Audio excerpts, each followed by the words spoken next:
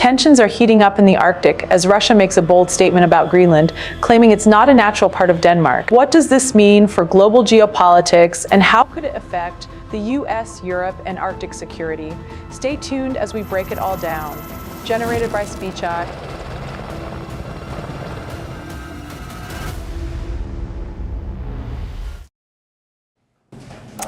What must it feel like to be Vladimir Putin right now?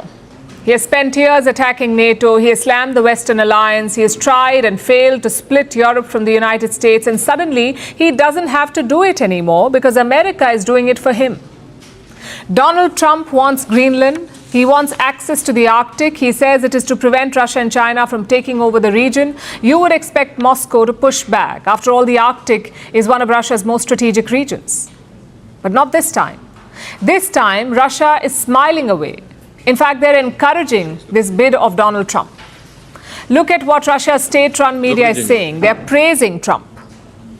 They're openly attacking Greenland. And they're mocking European unity. Trump is being portrayed as a historic leader.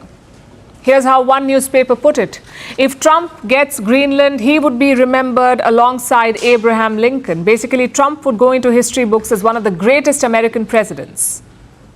That's what the Russians are saying. They're rooting for Trump to annex European territory. And it's not just their media, not just the Russian media. Their ministers are also at it. Look at what Sergei Lavrov, the Russian foreign minister, has said. He said Greenland was not a natural part of Denmark. He called it a problem of former colonial territories. Listen to this. In principle, Greenland is not a natural part of Denmark, is it? It was neither a natural part of Norway nor a natural part of Denmark. It is a colonial conquest. The fact that the inhabitants are now accustomed to it and feel comfortable is another matter. But the problem of former colonial possessions is getting more and more serious. So why is Moscow doing this? Why is it in favor of the US planting itself in the Arctic? Well, Russia is looking at the bigger prize here. For them, this is not about the Arctic. This is about NATO. This is about the Western military alliance cracking from the inside.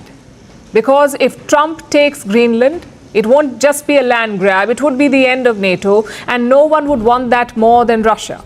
Moscow would love to watch the NATO unravel without firing a single shot. The thing is that Greenland is part of NATO, and this alliance is now going through a period of challenges showing what NATO is. This is why we are not interested at all in interfering in somebody's affairs. So if the US takes Greenland, on what grounds will it lecture Russia? What will it say in Ukraine's defense? What moral high ground will it stand on after doing the exact same thing for which it wants to punish Russia? That should explain why Moscow is cheering this. Meanwhile, Europe is losing sleep. And it was quite evident from this statement by the European Commission chief. Of course, nostalgia is part of our human story, but nostalgia will not bring back the old order. And playing for time and hoping for things to revert soon will not fix the structural dependencies we have. So my point is, if this change is permanent, then Europe must change permanently too.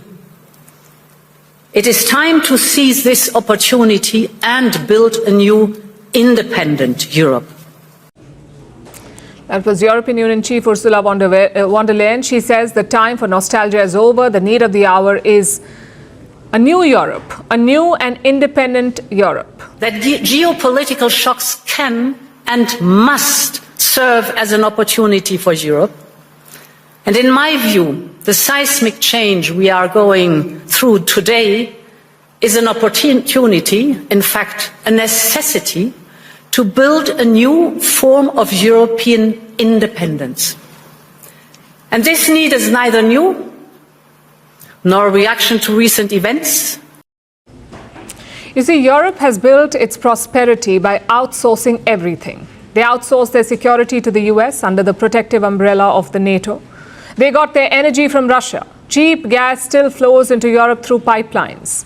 And they outsourced their factories to China, which kept European shelves full and prices low. It all worked until it did not. War returned to Europe's doorstep, energy became a weapon, and supply chains snapped under pressure. So as Ursula von der Leyen says, Europe's old world is gone. Today, Europe must do three things, all at the same time: defend itself, power itself, and compete for itself. And to do that, Europe needs reliable, trusted partners. Perhaps this is where India enters the picture. Right after Davos, the next weekend, I will travel to India. There's still work to do, but we are on the cusp of a historic trade agreement. Indeed, some call it the mother of all deals. You heard that. She calls it the mother of all deals. India and the EU are all set to sign a mega deal, a deal that would create a market of nearly 2 billion people. And that's one way to do this, to diversify your relations, to build allies across the world, to find geopolitical partners without any strings attached. So the EU chief's warning was not just about geopolitics, it was about the mindset. The era of outsourcing hard choices is over. Europe can no longer live off the assumptions of the past. It must relearn how to stand on its own.